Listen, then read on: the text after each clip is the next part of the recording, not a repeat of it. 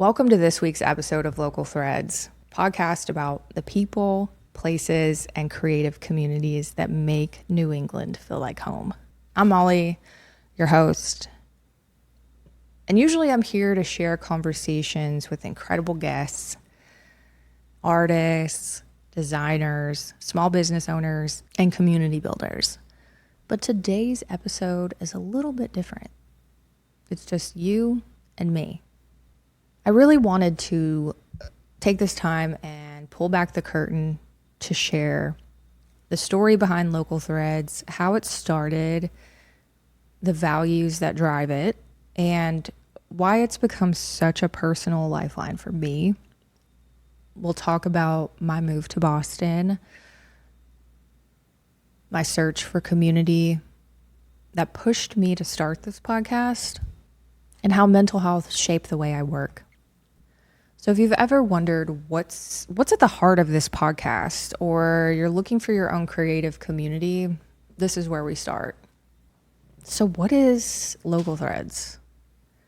Local Threads started out as a sustainable fashion podcast, originally centered around Boston and when I was in the early concepting stages. But as I started working on it, it grew into something bigger. A creative community podcast that now encompasses the arts, third space curators all across New England.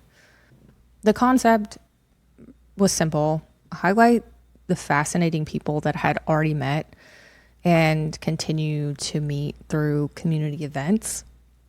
There was a need in my life to create community for myself, not only in the spaces I was already showing up in, but also discovering new ones. And yes, Threads is a nod to clothing, fashion, and textiles. But it's also about the threads that tie us together. While rooted in New England, the values behind Local Threads are universal: sustainability, inclusivity, creativity, and collaboration. It's all about rethinking how we consume, how we create, and how we interact with our communities. To me, it was really important to include everything that I'm interested in. And there are so many of you that are fascinating, and I can't wait for what all episodes we have in store. But anyway, I digress.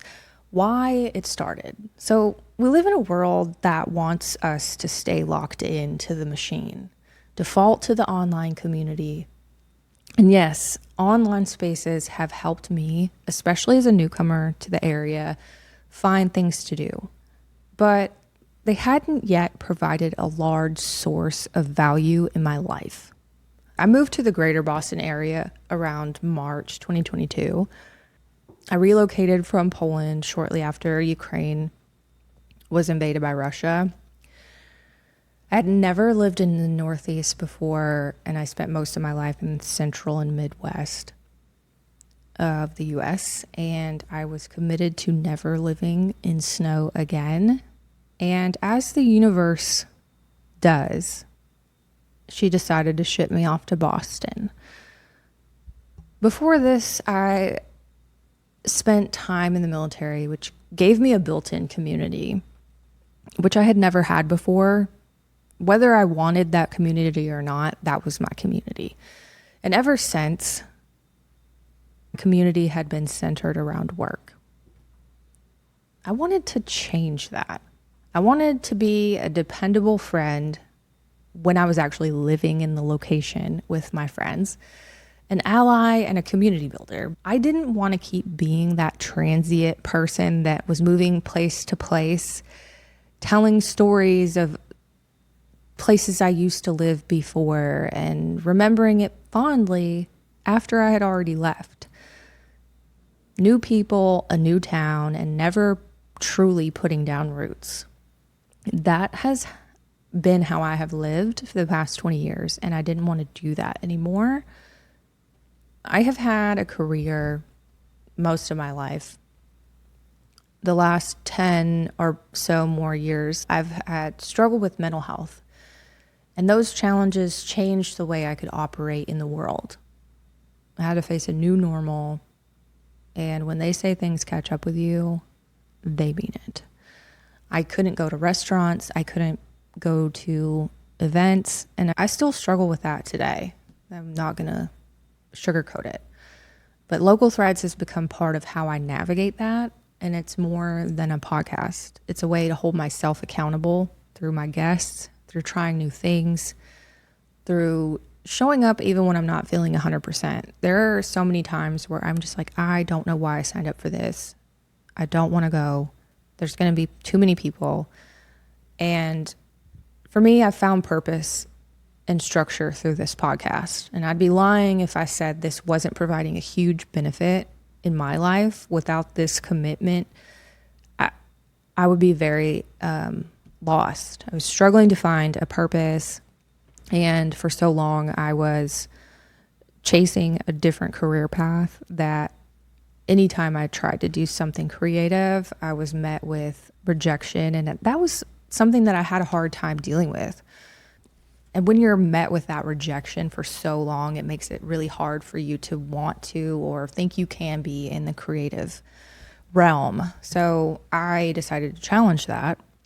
And I hope for listeners that you find some inspiration in some of the lore behind the podcast and how it originated, what we discuss, and the really complex lives of people that we often miss out on. If you want to get a little more deep about it, maybe you discover something new about yourself. For me, it's a personal quest, a tool for connection and growth, and most importantly, staying grounded in my own life. If you're someone who has ever struggled with mental health, you will know exactly what I mean. So in short, and I know this is a short episode this week, but I really wanted to get this out there and make sure everybody is on the same page. So that's what Local Threads is and why it exists. It's my way of creating the community that I needed. One conversation, one story, one connection at a time. If you've been listening and you've been searching for your people or your creative calling or just a spark to get you through the week, I hope this helps you feel less alone. We're all just faking it till we make it. Thank you for listening to this short episode this week. I can assure you that what's to come is going to be very exciting. We have some wonderful guests coming up, and yeah, thanks for listening.